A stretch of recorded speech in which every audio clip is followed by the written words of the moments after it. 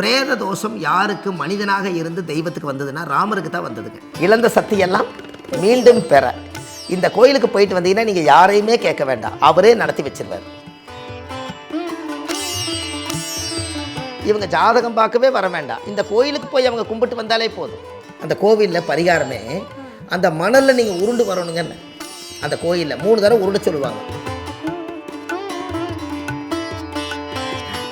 அப்போது இந்த கோவிலுக்கு லக்கணத்தில் மாந்தி உள்ளவங்க அந்த கோயிலில் போய் பௌர்ணமி அன்னைக்கு ஒரு நாள் நைட்டு தங்கணும். அதாவது மாதத்தில் ஒரு நாள் சந்திரனுடைய சக்தி அதிகமாக நம்ம உடம்புல வர்றதுக்காகத்தான் அந்த பௌர்ணமி. நம்ம உடம்புல இருந்து தீய சக்தியெல்லாம் வெளியில் போய் மனசு நிறைவடைகிறதுக்காகத்தான் திருவண்ணாமலையில் போய் நீங்கள் கிரிவலம் சுற்றி வரும்போது பௌர்ணமி இரவில் சுற்றுறீங்க, மனசு எனர்ஜி ஆகுது. அதனால் பௌர்ணமி அப்படி வச்சுருக்காங்க.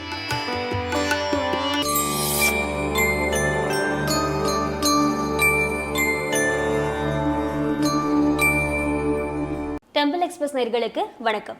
பாரம்பரிய திருவள்ளுவர் குலவம்சம் பிரசன்ன ஜோதிட ஞானியர் டாக்டர் சுபம் மாரிமுத்து ஐயா அவர்கள் நம்ம கூட இருக்காங்க.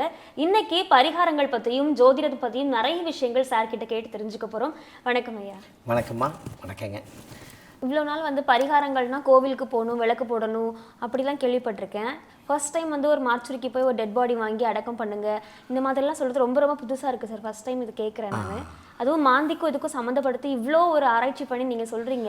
இவ்வளோ மக்கள் கண்டிப்பாக இது பலன் பெறுவாங்கன்னு நினைக்கிறேன். இதுக்கு நீங்கள் சொன்ன மாதிரிங்கம்மா, இதுக்கு ஒரு அற்புதமான ஒரு கோயில் வேணால் உங்களுக்கு கொடுக்குறேங்க. இந்த பிரேதத்தை அடக்கம் பண்ணிட்டு தான் நீங்கள் அந்த கோயிலுக்கு போகணும். அந்த கோயிலுக்கு போகலாம், அது அடக்கம் பண்ணிங்கிறது இல்லை. அதாவது எப்படின்னு கேட்டிங்கன்னா, அடக்கம் பண்ணுறதுக்கு வாய்ப்பு இருந்து கிடச்சா பண்ணலாம், இல்லை கோயில் போயிட்டு வந்தால் கூட அந்த சாமி உங்களுக்கு வரம் கொடுக்கலாம். இதுக்கு ஒரு அற்புதமான ஒரு கோயில் இருக்குதுங்க. இந்த கோயிலுடைய சமாச்சாரம் என்னென்னு கேட்டிங்கன்னா, பிரேத தோஷம் யாருக்கு மனிதனாக இருந்து தெய்வத்துக்கு வந்ததுன்னா ராமருக்கு தான் வந்ததுங்க. ராமருக்கு வந்தது. ராமருடைய வழியில் இந்த கோயிலுக்கு நீங்கள் போகணும் அப்படின்னா, அதாவது தசரதனுக்கு குழந்தை இல்லைங்க. தசரதனுக்கு குழந்தை இல்லை. அப்போ விஸ்வாமுத்திரர், எப்படி விஸ்வாமுத்திரர் குடும்ப ஜோசியராக அவர் இருக்கார். தசரதனுக்கு குடும்ப ஜோசியர் விஸ்வாமுத்திரர். அப்போது அந்த ஜாதகத்தை கொண்டு போய் கையில் கொடுத்தோன்னே விஸ்வாமுத்திரர் என்ன சொல்கிறாருன்னா, உங்களுக்கு புத்திர தோஷம் இருக்குது, புத்திர பரிகாரம் பண்ணிங்கன்னா, புத்திர யாகம் பண்ணிங்கன்னா உங்களுக்கு ஆண் குழந்தை பிறக்குன்னு சொல்கிறார். விஸ்வாமுத்திரர் தான் ராமர்னு பேர் வைக்கிறார். சரிங்களாம்மா? பேர் வைக்கிறது விஸ்வாமுத்திரர்.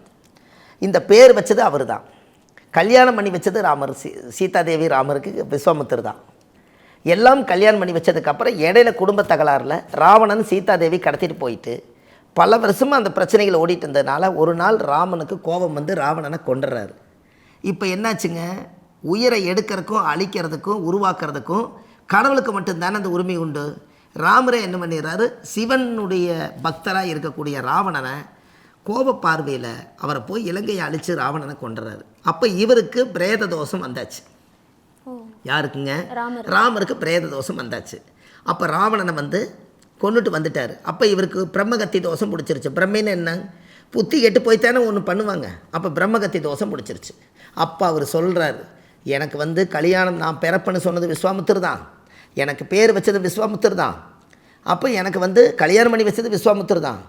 கடைசியில் நான் இப்போ கொண்டுட்டேனே, இப்போ நான் எந்த குடும்ப ஜோசியர் யாருக்கிட்ட போய் கேட்க முடியும் அப்படின்னு தியானம் பண்ணி பார்க்கும்போது இந்த கோயில் எங்கே இருக்குதுன்னு கேட்டிங்கன்னா, கூடங்குளம், திருநெல்வேலி மாவட்டம், கூடங்குளம் விஜயாபதி விஸ்வாமுத்திரருடைய ஆலயம். எப்படி? கூடங்குளம், அதாவது திருநெல்வேலி மாவட்டம் கூடங்குளம் விஜயாபதி விஸ்வாமுத்திரருடைய ஆலயம். சந்தேகமே வேண்டாம், கூகுளில் சர்ச் பண்ணிங்கன்னா கோயிலுக்கே கொண்டு போய் விட்டுரும். அந்த கோவிலில் தான் விஸ்வாமுத்திரர் போய் தவம் பண்ணிகிட்ருக்கார். இவர் என்ன தவம் பண்ணுறாரு கேளுங்க, இழந்ததெல்லாம் மீண்டும் பெற வேண்டும்னு சொல்லி தவம் பண்ணுறாரு. இந்த உலக மக்கள் அனைவருமே இழந்த சக்தியெல்லாம் மீண்டும் எனக்கே கிடைச்சிருன்னு சொல்லி தவம் பண்ணுறாருங்கன்னு. அந்த இடத்துக்கு போனவங்க அத்தனை பேருமே நகை தொலைஞ்சு போனாலும் திரும்பி வந்துடும், காணாமல் போனவங்களும் திரும்பி வந்துடுவாங்க.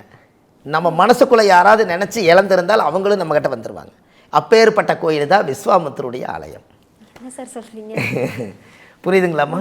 இழந்த சக்தியெல்லாம் மீண்டும் பெற இந்த கோயிலுக்கு போயிட்டு வந்தீங்கன்னா நீங்கள் யாரையுமே கேட்க வேண்டாம், அவரே நடத்தி வச்சிருவார்.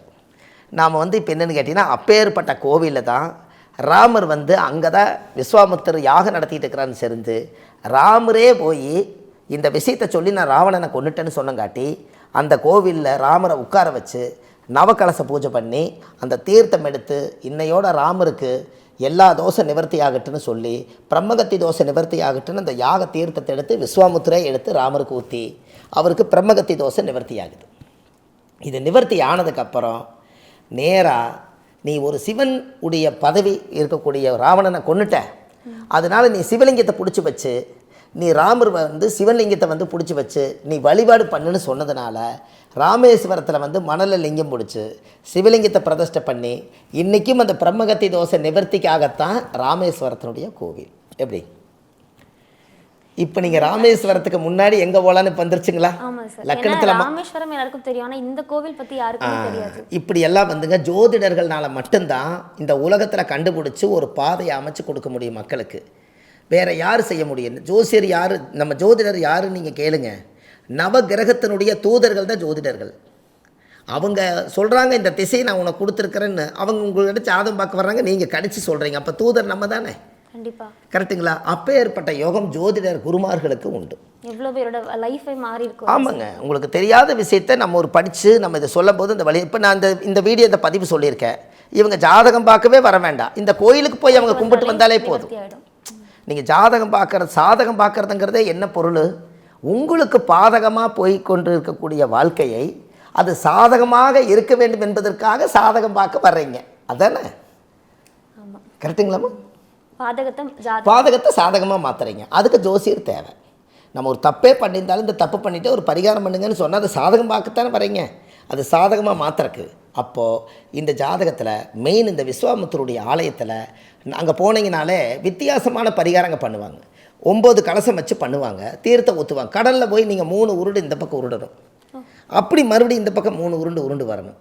அந்த கோவிலில் பரிகாரமே அந்த மணலில் நீங்கள் உருண்டு வரணுங்கன்னு அந்த கோயிலில் 3 தடவை உருட சொல்லுவாங்க, இந்த பக்கம் 3 தடவை உருட சொல்லுவாங்க. ஏன்னா ராமர் வந்து அங்கே தான் பரிகாரம் பண்ணி அந்த மணலை உருண்டு பாவத்தை போகிறாம் இந்த மண்ணுக்கு மன்னிப்பு கேட்டாராம். இந்த மண்ணில் தான் நான் தப்பு பண்ணேன், இங்கே தான் எனக்கு பரிகாரம் நிவர்த்தியாச்சுன்னு பூமாதேவி போய் தொட்டு கடல் தாயை கும்பிட்டு போட்டு தான் ராமேஸ்வரம் போயிருக்கார். எப்படி கடலில் குளித்தா பாவம் தீருன்னு சொன்னதுக்கு ராமர் கடலில் குளிச்சிருக்கார். அதனால தான் கடல் வந்து ராமேஸ்வரம் கடல் இன்னொரு கிலோமீட்டருக்கு முன்னாடி இருந்துச்சுங்க. கொஞ்சம் கொஞ்சமாக கடல் வந்து இப்போ இந்த இடத்துக்கு என்ட்ருக்கு வந்துருச்சு, கோயில் பக்கத்தில் வந்துருச்சுங்க. அதுக்கு முன்னாடி அவர் லிங்கம் பிடிச்சி வச்ச மணலில் லிங்கம் பிடிச்ச கோயில் இப்போ ராமேஸ்வரத்தில் வந்து இருக்கக்கூடிய கருவறை கோயில் இப்போ அங்கே இருக்கிறதே கடல் அது வரைக்கும் இருந்தது இன்னும் உள்ளே வெளியே போயிருக்குதுங்க. அப்போது இந்த கோவிலுக்கு லக்கணத்தில் மாந்தி உள்ளவங்க அந்த கோயிலில் போய் பௌர்ணமி அன்னைக்கு ஒரு நாள் நைட்டு தங்கணும். அங்கே ஒரு 1000கணக்கான பேர்த்துக்கு சாப்பாடு கொடுக்குறாங்க. அங்கே வந்து நம்ம இங்கேருந்து போகிறவங்க எல்லாருமே அரிசி பருப்பு காய்கறி ஏதாவது வாங்கி கொண்டு போய் அந்த கோயிலுக்கு நீங்கள் கொடுக்கலாம். ஏன்னா அங்கே வர்றது எப்படின்னு கேட்டிங்கன்னா வனாந்திர காடு, விஸ்வாமுத்தருடைய ஆலயம், விஸ்வாமுத்தர் மகாலிங்கேஸ்வரர் கோயில். அந்த கோயிலில் பௌர்ணமி அன்னைக்கு என்ன நடக்குதுன்னா 27 அபிஷேகம் அந்த சித்தருக்கு பண்ணுறாங்க. மூலவர் வந்து விஸ்வாமுத்தருடைய சித்தருக்கு வந்து அது பண்ணுறாங்க. 27 அபிஷேகம், பால் பன்னீர் தேன் இளநீ மஞ்சள் நீர் திருமஞ்சனம் அபிஷேகம் பொங்கல் எல்லாம் பண்ணுறாங்க. அது எல்லாம் பண்ணி அந்த சாமிக்கு எல்லாம் அலங்காரம் பண்ணி ஒரு 5-10 கிலோ திருநூறு எடுத்து அந்த விஸ்வாமுத்தர் மேலே திருநூறு கொட்டி அதை பூரா வலிச்சு கொண்டு வந்து அன்றைக்கி ஒரு நைட்டு மட்டும் தட்டில் வச்சிட்றாங்க. சார் குறிப்பாக பௌர்ணமி என்ன சார் ரீசன்?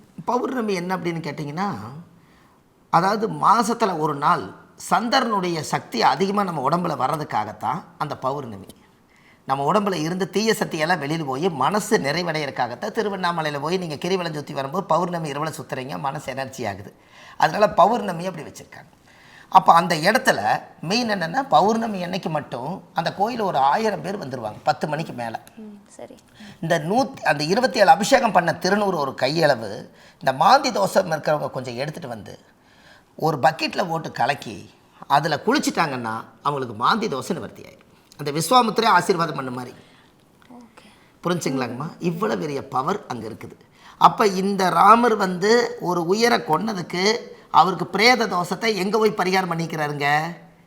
விஸ்வாமுத்திர ஆலயத்தில் தான் பண்ணியிருக்காரு. அப்போ நீங்களும் பிரேத தோஷம் நம்ம குடும்பத்தில் பண்ணியிருந்தாங்கன்னா வாழ்க்கையில் ஒரு முறை அந்த மண்ணை தொட்டு கும்பிட்டு அந்த கோயிலில் ஒரு நாள் நீங்கள் தலை வச்சு தூங்கிட்டு வந்தீங்கன்னா அவர் இரவு நேரத்தில் சித்தர் வந்து எல்லாத்துக்கும் ஒரு ஆசீர்வாதம் பண்ணிவிட்டு அவங்களுக்கு மாந்தி கர்மாவை நிவர்த்தி பண்ணிட்டாலே அந்த பௌர்ணமியிலிருந்து அப்படியே தொடர்ந்து வர வர அவருடைய லைஃபே சேஞ்ச் ஆயிருக்கு. இது யாருமே அவ்வளோ ஈஸியாக சொல்ல மாட்டாங்க சார். அதுவும் எளிமையான மக்களுக்கு ரொம்ப எளிமையாக செய்யக்கூடிய விஷயம் தான் சொல்லியிருக்கீங்க. ஸோ கண்டிப்பாக இதை ஃபாலோ பண்ணுவாங்க சார் மக்கள். ஆமாம், அது மட்டும் இல்லைங்கம்மா, உங்களுக்கு நமக்கு நல்லது நடக்க நடக்க அந்த கோயிலுக்கு நம்ம போகலாம்.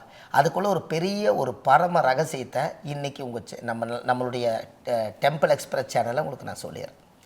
ரொம்ப ரகசியம், வெளியே வரக்கூடாது, இது வெளியவே விடக்கூடாது. எனக்கு வெளியிலே விடக்கூடாத ரகசியம்தான்.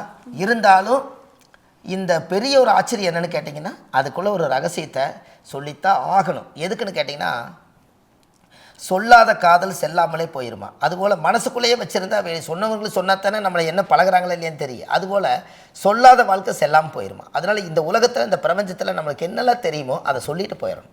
அதுக்கு தானே பிறவி வாங்கியிருக்கோம். கரெக்டுங்களா? அப்போது இதில் ஒரு பெரிய அற்புதம் என்னென்னு கேட்டிங்கன்னா, விஸ்வாமுத்திர ஒரு ஸ்ரீ சக்கரத்தை அவரே உருவாக்கியிருக்காரு. ஒரு ஸ்ரீ சக்கரம் இவ்வளோ சைஸில் உருவாக்கியிருக்கிறாருங்கன்னு.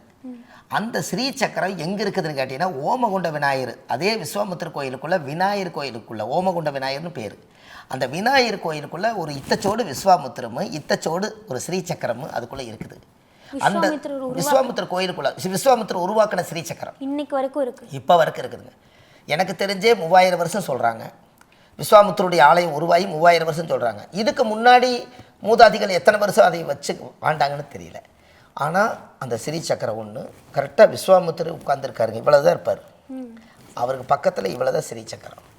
ஓமகுண்ட விநாயகர் யாகம் எங்கே நடத்தினாரோ அந்த இடத்துல ஸ்ரீ சக்கரத்துக்கு எல்லா பவரையும் கொடுத்து அந்த கோவிலை வச்சுக்கிறாங்க. அதுதான் முழுமையான பவர். அதில் என்ன ஒரு ரகசியம்னு கேட்டிங்கன்னா, அந்த அந்த ஸ்ரீ சக்கரத்து மேலே கொண்டு போய் நீங்கள் ஒரு கையை வச்சிட்டிங்கன்னா 12 வருஷத்துக்கு பவர். ஒரே ஒரு தடவை நீங்கள் கை வச்சுட்டு வந்துட்டிங்கன்னா உங்கள் கையில் ராஜயோகம் வந்துடும். சரிங்களா? ராஜயோகம் வந்துடும். அப்பேற்பட்ட பவர் அந்த கோவிலுக்குள்ளே இருக்குது. ஏன் அப்படின்னா, எதனால் கை வைக்கணும்னு தெரியுதாங்க. இழந்த சக்தியெல்லாம் மீண்டும் பெற கடைசியில் ஆவாகனம் பண்ணி பூஜை பண்ணி யாகம் நடத்தி கடைசியில் கொண்டு போய் ஸ்ரீ சக்கரத்தில் கொண்டு போய் சக்தி இறக்கி வச்சுட்டு அது பார்த்திங்கன்னா, அது உள்ளேயே பெண்கள் உள்ளே போக முடியாது, கருவறைக்குள்ளே ஆண்கள் போகலாம். ஆனால் விடமாட்டாங்க. என்னைக்காவது ஒரு நாள் நீங்கள் பூசாரி கிட்ட சொல்லி இந்த ஸ்ரீ சக்கரத்தில் பார்த்து தொட்டு கும்பிட்றத நான் வந்திருக்கேனுங்க, எனக்கு ஏதாவது ஒரு வழிகாமிங்கன்னு சொல்லி அவங்க இறக்கப்பட்டு உள்ளே போய் கிடச்சிதுன்னா, இந்த உலகத்தில் இந்த என்னெல்லாம் நீங்கள் 33 கோடி தேவர்களும் எல்லா சக்தியும் அங்கே ஆவாகனம் பண்ணித்தான் அதை வச்சுருப்பாங்க. என்னை தொடரையில் அன்னையிலேருந்து நீங்கள் ராஜயோகமாக மாறிடுவீங்கன்னு. ஆமாங்க, என்னுடைய வயசுக்கு நான் 12 முறை நான் தொட்டிருக்கேன். ஆமாங்க, 12 முறை விஸ்வாமுத்திர கோயிலுக்கு நான் போயிருக்கேன். எனக்கு ஜோதிடம் பார்க்கக்கூடிய எல்லா மக்களுமே இந்த விஸ்வாமுத்திர கோயிலை கேட்டுட்டு எங்களுக்கு வழி தெரியாதுங்க ஐயான்னு. நான் ஒரு ஜோதிட ஆதிகால பரிகார வகுப்பு நடத்துகிறேங்க. அதில் கொஞ்சம் பேர் ஒரு 100 செட்டாக படிக்கிறாங்க. இந்த கோவிலை பற்றி சொன்னோன்னே, ஐயா நீங்களே வழி நடத்துங்கன்னு சொல்லி பஸ்ஸாக கூட்டிகிட்டு போய் எல்லோரும் ஸ்ரீ சக்கரத்தில் தொட வச்சு அந்த கடலை குளிக்க வச்சு நவக்கலசை யாகம் பண்ணி இன்றைக்கி எல்லாருமே ராஜயோகமாக இருக்காங்க. இவ்வளோ வேலையை நான் செஞ்சுருக்கிறேங்க. இதில் ஒரு 12 வருஷம் நான் தொட்டதுனால அது ஒரு பவர் நம்ம கிட்ட இருக்கும் இல்லைங்களா. 90 அள்ளி கொடுத்தாலும் உங்களுக்கு யோகம் தானே.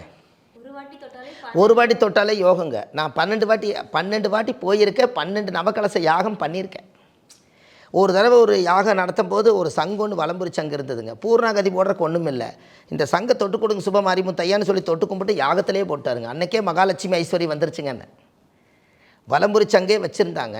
அதை எடுத்து யாகத்திலே போட்டாங்க. கடைசி அந்த 12வது யாகத்தில் எதுக்காக போட்டாங்க என்னன்னு தெரியாதுங்க. அது ஒரு பெரிய அந்த வலம்புரி மகாலட்சுமி அக்னி தேவதைக்கே கொடுத்து நம்மக்கிட்ட அந்த பவரை வாங்கி கொடுத்துட்டாங்கன்னு. இதெல்லாம் நீங்கள் ஒரு பெரிய பிரமிப்பு வாழ்க்கையில். இதெல்லாம் நீங்கள் போய் பாருங்கள்.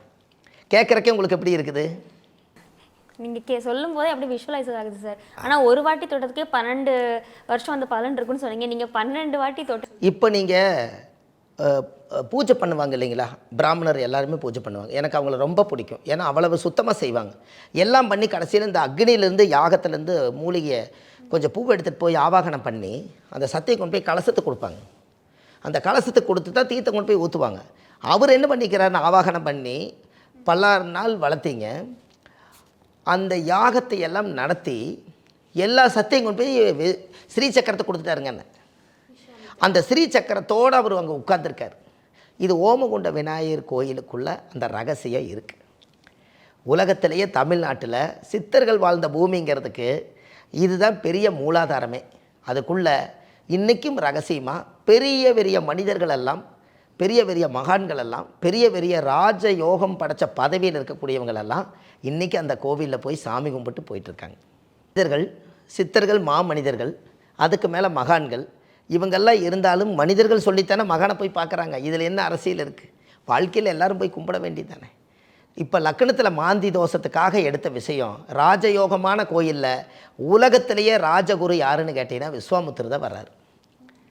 அப்போ விஸ்வாமுத்திரர் அப்போ இவரோட மூலாதாரம் எப்படி இருந்திருக்குங்க. அப்போ இப்போ ஏற்பட்டதில் இன்னொரு பெரிய ஒரு ரகசியம் என்னென்னு கேட்டிங்கன்னா, தமிழ்நாடு முழுவதும் விஸ்வாமுத்திரை எங்கே வேணாலும் போட்டா வச்சு வழிபாடு பண்ணலாம்.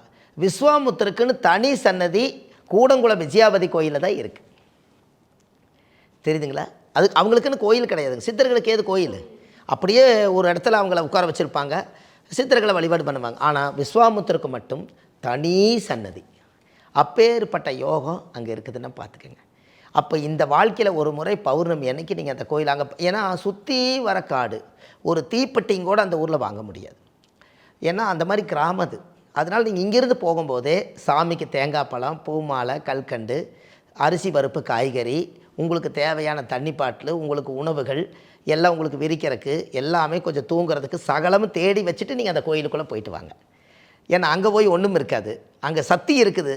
புத்தி உள்ள பிள்ளையாக இருந்தால் பொழைச்சிக்க வேண்டியதுதான். நம்மளுக்கு 16 செல்வம் பெற்று பெருவாள் வாழுன்னு சொன்னது 16 குழந்தை பெக்க சொல்லிங்க, 16 செல்வங்களை எடுத்துங்கன்னு சொன்னாங்க. அப்போ 16 செல்வத்தில் சக்தியுள்ள சாமி கும்பிட்டு புத்தி உள்ள பிள்ளை பெக்கோன்னா, ஒரு காலத்தில் சித்தர்களை பிடிச்சிக்கிட்டாங்கன்னா அவங்களோட வம்சமே பிடிச்சிக்குவாங்க. மகரிஷி கோத்திரம்ங்க, பதஞ்சலி கோத்திரம்ங்க. ஏன் இப்படியெல்லாம் வந்துச்சுன்னா, அப்போ விஸ்வாமுத்திர கோத்திரம்ங்கன்னு. அப்போ நம்ம எல்லாருமே சித்தர்களுடைய பாரம்பரிய வம்சத்துலேருந்து தான் நம்ம வந்திருக்கோம். அதனால் நம்ம கண்டிப்பாக அந்த கோயிலுக்கு நீங்கள் போயிட்டு வந்தால் ராஜயோகா, யாரெல்லாம் இந்த அரசாங்க வேலை கிடைக்காமல் இருக்குதோ அவரே ராஜகுரு, அங்கே போயிட்டு வந்தால் அரசாங்க வேலை கிடைக்குங்க. ஏன்னா அதனுடைய சூட்சமே என்னென்னா, ஓமகுண்ட விநாயகர்னே பேர் வச்சிட்டாங்க. அப்போ சூரியனை அரசாங்கம், அப்போ அக்னி யாகம் எதுக்காக பண்ணியிருக்கிறாருன்னா, சிம்மாசனத்தில் உட்கார்ந்து எல்லாத்துக்குமே இழந்ததெல்லாம் மீட்டு கொடுத்துருக்காரு. அதனால் அரசாங்க வேலையில் நிறைய ட்ரான்ஸ்ஃபர் ஆகாமல் இருக்குதுங்க. நிறைய பேர்த்துக்கு வேலை கிடைக்காமல் இருக்குது. நான் பணம் கட்டியிருக்கேன், எனக்கு என்ட்ரி எடுக்க மாட்டேங்கிறாங்க. இப்படியெல்லாம் இருக்கிறவங்களும் அந்த கோயிலுக்குள்ளே போயிட்டு வரலாம். பொதுவாகவே மக்கள் இவ்வளவு ஒரு பதிவு இருக்குதுங்கும் போது இந்த கோயில் போயிட்டு வந்தால் இவங்க வம்சத்தில் யாராவதுக்கு லக்கணத்தில் மாந்தி தோஷம் இருந்தாலும் அது ஒன்று நிவர்த்தியாகும். இப்போ இவங்களுக்கு லக்கணத்தில் மாந்தி இல்லைன்னா போகாமல் இருக்க முடியும். நான் எனக்கு லக்கணத்தில் மாந்தி இல்லை, நான் அந்த கோயிலுக்கு நான் எதுக்கு போகணும்னு நினைக்காம, இவங்க வம்சத்தில் ஒரு குடும்பத்துக்குள்ளே 10 பேர் வந்திருந்தால் ஒருத்தருக்கு மாந்தி இருக்கும் இல்லைங்களா. அப்போ அவங்க அந்த குடும்பத்தில் 6 போயிட்டு வந்தாலும் இவங்க வம்சத்துக்கே தோஷ நிவர்த்தியாகுங்கன்னு. இதுக்கு பேர் தான் வம்சாவளி தோஷ நிவர்த்தி என்று பொருள். புரிஞ்சுங்களாங்கம்மா? அப்போ இது அப்பேற்பட்ட பரம ரகசியம் அங்கே இருக்குது. நீங்கள் இந்த விஸ்வாமுத்திரருடைய ஆலயத்தில் யாருக்கெல்லாம் லக்கணத்தில் மாந்தி இருக்குதோ அவங்க போய் இந்த கலச யாகம் பண்ணி ஆதரவற்ற பிரேதத்தை அடக்கம் பண்ணிட்டு வந்தால், இந்த உலகத்தில் ஒரு கல்யாணமே நடக்கணுன்னா கூட, ஒரு மாப்பிள்ளைக்கு ஒரு கல்யாணம் நடக்கணுன்னா கூட, அழகுள்ள, அறிவுள்ள, புத்தியுள்ள, ஞானமுள்ள, பாவங்கள் செய்யாத குடும்பத்திலேருந்து அந்த ஜாதகருக்கு அந்த கோயில் போயிட்டு வந்தால் புண்ணியமான பொண்ணு சேரும். ஓகே சார், நிறைய ரகசியங்கள் எங்களுக்காக சொன்னீங்க. 1 2 இல்லை, உங்க கூட பேசின எல்லாமே ரகசியம் மட்டும்தான் எங்களுக்கு தெரிஞ்சுது. ஸோ கண்டிப்பாக நாங்களும் அந்த கோயிலை போய் விசிட் பண்ணுவேன். கண்டிப்பாக நான் பர்சனலி போய் விசிட் பண்ணுவேன். நம்மளோட நேயர்களும் கண்டிப்பாக அதை விசிட் பண்ணுவாங்க நம்புகிறேன். ரொம்ப நன்றி சார். வணக்கங்க.